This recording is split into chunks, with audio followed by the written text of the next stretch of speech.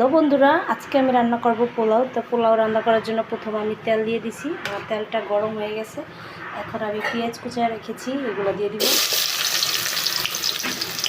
এখন আমি পেঁয়াজগুলো সুন্দর করে ভেজে নেব।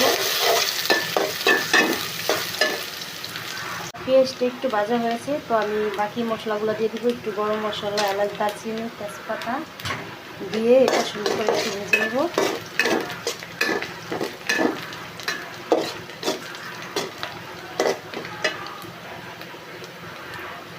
এখন আমি চালগুলো যে ধুয়ে রেখেছি ওই চালটা দিয়ে দিব।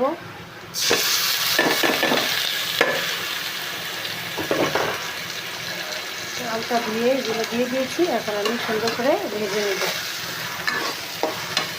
স্বাদ মতো লবণ দিয়ে দিয়েছি। এখন কয়েকটা আস্ত কাঁচামরিচ দিয়ে দিব।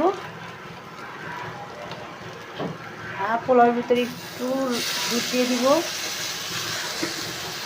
দিয়ে এটা পুরোপুরি নাড়াচাড়া করে নেব।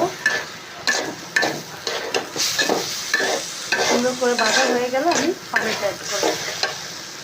ভাজা শেষ, এখন আমি পানি দিয়ে দিব পরিমাণ মতো।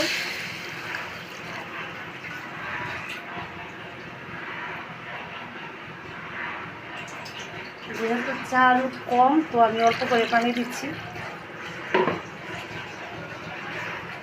একটু নাড়াচাড়া দিয়ে দিব। এখন দেখে নেই আমার রান্নাটা। পোলাওটা রান্না হয়ে গিয়েছে। এখন আমি উপরে দিয়ে একটু বেরেস্তাটা দিয়ে দিব।